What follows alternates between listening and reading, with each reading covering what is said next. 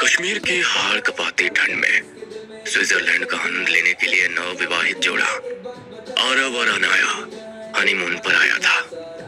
हाथों में हाथ डालकर दोनों पहाड़ों के बीच चल रहे थे। चारों ओर बर्फ से ढकी घाटियां और उनके बीच घूम रहे इक्के दुक्के लोग। ऐसा लगता था वो किसी और ही दुनिया में आए हो। ठंड के मौसम में सैलानियों की कमी के कारण हर तरफ शांति और सन्नाटा महसूस हो रहा था। कम ऑन यार, इतनी ठंड में दिल्ली में ही हाथ पैर जम जा रहे थे। पता नहीं तुम्हें क्या सूझी यहाँ कश्मीर में आने की। मेरा तो पूरा शरीर सुन्न हो रहा है। पागल हो तुम सच में। तुमसे शादी की है, नॉर्मल कैसे हो सकती हूँ? तुम्हें झेलना किसी नॉर्मल इंसान के बस की बात है क्या? जब से कश्मीर आए हो कंप्लेन ही कर रहे हो। देखो तो मैं तुम्हें लेकर कहाँ आई हूँ। महसूस करो इस जगह को।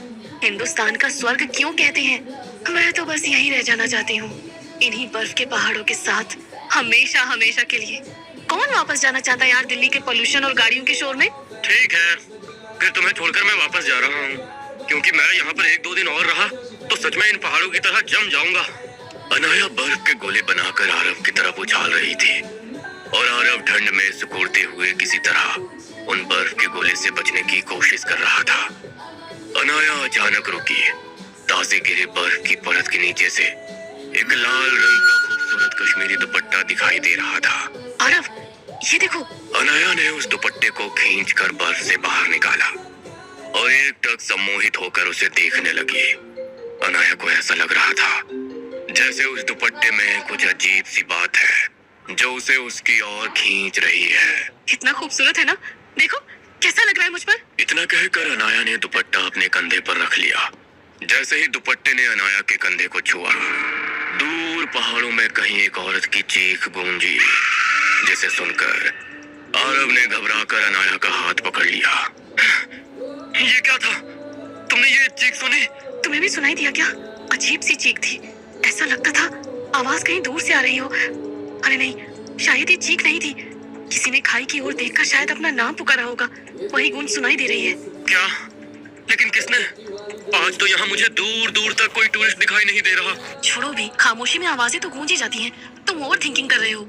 अनाया की बात मानकर वे आगे बढ़ गए, मगर दुपट्टा अनाया के कंधे पर ही रहा और ऐसे ही दिन ढलने तक वे घूमते रहे। शाम को होटल पहुंचकर अब मैं बहुत थक गया हूँ। ठंड से शरीर अकड़ा जा रहा है। चलो कॉफी पीते हैं। अब मैं ब्लैंकेट से 1 इंच भी हिलने वाला नहीं हूँ। मैं शार लेकर आती हूँ। हॉट वाटर शार के बाद कॉफी पीऊंगी। अनाया गुनगुनाते हुए आईने में देखकर अपने बाल सुखा रही थी।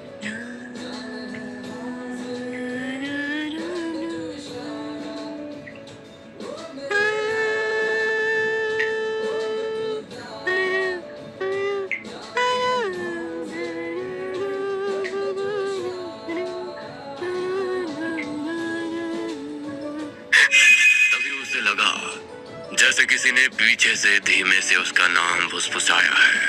अनाया, वो मेरा दुपट्टा है। अनाया ने मुड़कर देखा। बाथरूम में कोई नहीं था। अचानक आईने पर भाप जमा होने लगी और अनाया का चेहरा धुंधलाने लगा।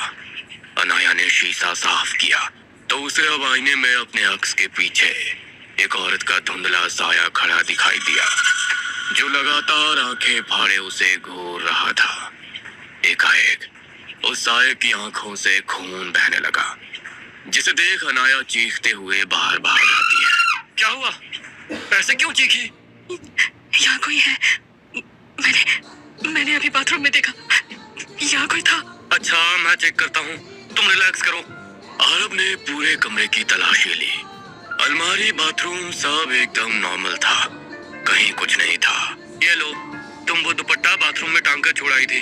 ड्रायर से बाल सुखाते समय शायद हवा में हिला होगा और तुम्हें वहम हो गया होगा। क्या? दुपट्टा तो मैं रूम में छोड़कर गई थी। मुझे अच्छी तरह याद है। ये यहाँ कैसे? कम ऑन, अब ये मत कहना कि अपने आप उड़कर तुम्हारे साथ नहाने बाथरूम में गया था ये। अनाया कुछ समझ नहीं पा रही थी। आरव जाकर अपनी कॉफी पीने लगता है और यहाँ अनाया दुपट्टे को देखकर गहरी सोच में डूब गई थी। ये क्या है? ये दाग अचानक कहाँ से आ गया? ऐसा लगता है जैसे किसी का खून सूख कर जम गया हो। थकान के कारण आरब को जल्दी ही नींद आ गई थी, लेकिन अनाया उसकी आंखों से तो नींद मानो कोसों दूर चली गई थी। अभी तक खुशी में चहकती अनाया सहम सी गई थी। अचानक आधी रात को एक डरावनी चीख की आवाज से आरब की नींद टूटती है। आंखें खोलकर कमरे में चारों ओर देखता है तो पत्नी अनाया उसे कहीं नजर नहीं आती। आधी रात को अनाया कमरे में नहीं है, कहाँ गई है लड़की? आरब ने होटल की खिड़की से बाहर देखा। बिना गर्म कपड़ों के अनाया बाहर टहल रही थी। अनाया को देखकर आरब हैरान रह गया था। जल्दी से उसने अपनी जैकेट पहनी और अनाया की ओर लपक पड़ा। ठंड से अनाया के होठ नीले पड़ गए थे, शरीर सूखे पत्ते की तरह कपकपा रहा था। लेकिन अनाया, उसका ध्यान तो कहीं और ही था। ये क्या पागलपन है अनाया? माइनस में टेम्परेचर है यहाँ पर और तुम बिना गर्म कपड़ों के बाहर घूम रही हो। अब तो मुझे लग रहा है यहाँ आना ही नहीं चाहिए था। आरब उसे लेकर होटल के कमरे में गया और किसी तरह वो रात बीत गई। अगली सुबह अनाया एकदम सामान्य थी। ऐसा लग रहा था जैसे रात को कुछ हुआ ही नहीं था। अनाया ने आज फिर बाहर जाने की जिद पकड़ ली थी। आज घूमते हुए वे गुलमर्ग पहुंच गए थे। चारों ओर खूबसूरती ही खूबसूरती थी, लेकिन अनाया कुछ बेचैन सी लग रही थी। आरब सेल्फी ले रहा था, तभी उसकी नजर अनाया की ओर गई, जो चलते हुए खाई के एकदम किनारे पहुंच गई थी। यही वो जगह, वो यहीं पर थी। मुझे सब दिख रहा है। अनाया की बात सुनकर आरब बहुत डर गया था। अनाया, ये क्या बोल रही हो? क्या हुआ है तुम्हें? और हटाओ ये दुपट्टा, इतना भी क्या पसंद आ गया है तुम्हें इसमें? आरब की बात सुनकर उसने अचानक दुपट्टा कसकर पकड़ लिया और गुस्से में आंखों में खून भरकर चिल्लाई, ये मेरा है, कोई इसे मुझसे नहीं लेगा, कोई भी नहीं। अनाया को गुस्से में चीखते हुए देख पास ही से गुजर रहे एक लामा उनके नजदीक आते हैं। सब ठीक है ना आपकी पत्नी? हाँ, वो वैसे सब ठीक है, बस मैंने सड़क से उठाया हुआ दुपट्टा हटाने को कहा तो पता नहीं क्या हुआ इसे, जो ऐसे बात करने लगी। लामा ने दुपट्टा देखते ही चौंक कर 2 कदम पीछे ले लिया। इसे कहाँ से लाए हो? एक मरी हुई औरत की आखिरी निशानी है ये दुपट्टा। मैं देख सकता हूँ उसकी मौत यहाँ घाटी में हुई थी, पर उसकी लाश कभी मिली ही नहीं। उसका अंतिम संस्कार नहीं हुआ, इसलिए भटक रही है और भटकते हुए एक प्यासी दुष्ट आत्मा बन गई है। मैंने कई बार घाटी में लोगों से उस दुपट्टे के बारे में सुना है। वो उसी दुपट्टे में अपने नए शिकार फांसती है। तुम्हें ये दुपट्टा अपने साथ नहीं लाना चाहिए था। तुम प्यार से अपनी पत्नी से दुपट्टा हटाने के लिए मनाओ, जोर जबरदस्ती से तुम अपनी पत्नी को खो दोगे। लामा समझाने के बाद जा चुके थे और यहाँ पति आरब के होश उड़ गए थे। वो अपनी पत्नी को लेकर होटल आ गया। हमें यहाँ से वापस जाना होगा, अनाया को कुछ तो हो रहा है। उनकी वापसी 3 दिन बाद थी। तुरंत लौटने के लिए आरब ने कई फ्लाइट्स में टिकट चेक किया, लेकिन कहीं पर भी टिकट नहीं मिल सका। 3 दिन तक कश्मीर में रुकने के अलावा अब उनके पास कोई और तो चारा नहीं था। देर रात तक यही सब सोचते सोचते कब आरब की नींद लगी उसे पता नहीं चला। आरब को कोई अंदाजा नहीं था कि रात का कौन सा पहर चल रहा है। गहरी नींद में अचानक ही उसे अपने चेहरे पर कुछ गीला चिपचिपा सा महसूस हुआ। आरब ने आंखें खोलकर देखा तो उसके होश उड़ गए। अनाया कमरे की छत पर किसी रेंगने वाले जानवर की तरह चिपकी हुई थी और उसके मुंह में कुछ था जिससे लगातार खून टपक रहा था। आरब के मुंह से चीख निकल गई। आरब को चिल्लाते देख अनाया धम से छत से नीचे कूद पड़ती है और जोर जोर से हंसने लगती है। आरब घबराकर कमरे की लाइट्स ऑन करता है तो देखता है शीशे के सामने अनाया का मेकअप का सामान बिखरा पड़ा है और अनाया ने बेढंगे तरीके से होठ और आंखों के चारों ओर लिपस्टिक और काजल फैला रखा था। साथ ही वो दुपट्टा अभी भी अनाया के गले में था। यह क्या हाल हो गया मेरी पत्नी का? क्या सोचकर कश्मीर आए थे हम लोग और ये सब क्या हो रहा है हमारे साथ? अनाया, उतार कर फेंक दो दुपट्टे को। मुझे कुछ अच्छा महसूस नहीं हो रहा। पता नहीं अगले पल क्या होने वाला है। मेरी बात मानो, तुम मुझसे प्यार करती हो ना?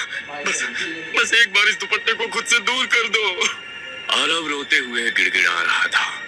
तभी उसने देखा उसकी बातें सुनने के बाद अनाया की आंखें गुस्से में लाल हो गई हैं। ये अब मेरे साथ ही रहेगी। अपनी जान बचाकर चला जा यहाँ से। मेरी अनाया मेरे साथ जाएगी। बस बहुत हो गया। अब मैं उस दुपट्टे को जलाकर राख कर दूंगा। आरब ने जैसे ही अपना हाथ अनाया की ओर बढ़ाया, अनाया की सांस टूटने लगी। उसने अपने गले को ऐसे पकड़ लिया जैसे कोई उसे घोट रहा हो। बस करो, अनाया को छोड़ दो। उसी वक्त कमरे का तापमान अचानक गिर गया। कमरे की हवा इतनी ठंडी हो गई थी कि सांस लेना भी मुश्किल लग रहा था। एक धुंधला साया दीवार पर उभरा। साया एक महिला का था जिसके गले पर नीले सख्त निशान थे और आंखें पूरी तरह खोखली। मैं जया हूँ। लाल दुपट्टा ओढ़कर अपने आने वाले कल के सुंदर सपने लेकर आई थी मैं, कश्मीर। लेकिन मेरे सपने बुरे ख्वाब में बदल गए। मैं कश्मीर आई जरूर, लेकिन कभी यहाँ से लौट नहीं सकी। मेरे अधूरे सपने, मेरी ख्वाहिश सब अब अनाया के साथ पूरी होंगी। जैसे मैं हमेशा के लिए कश्मीर से होकर रह गई ना, वैसे ही अब अनाया भी कभी यहाँ से लौट नहीं सकेगी। अनाया, तू कहती थी ना तू कश्मीर से कभी लौटना ही नहीं चाहती। लौटेगी तो तब जब मैं तुझे जाने दूंगी।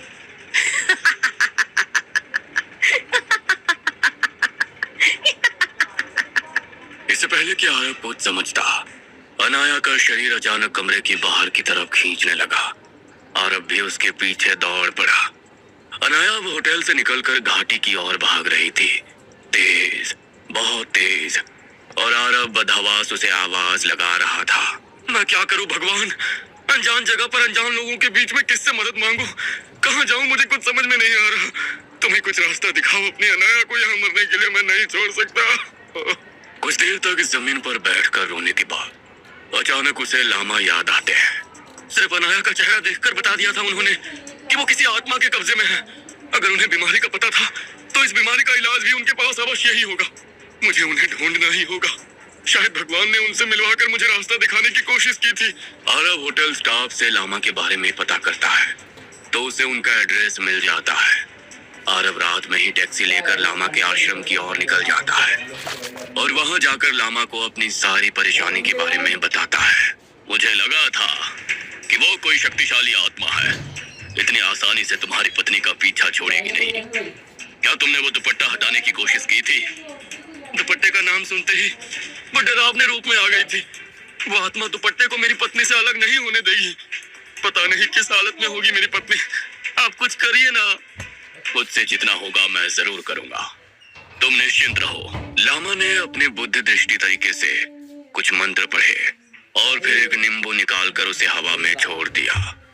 आरब के आश्चर्य का कोई ठिकाना नहीं रहा जब उसने देखा कि नींबू हवा में तैरते हुए लामा के चारों ओर चक्कर लगा रहा है। आरब के हाथ अपने आप श्रद्धा से जुड़ गए थे।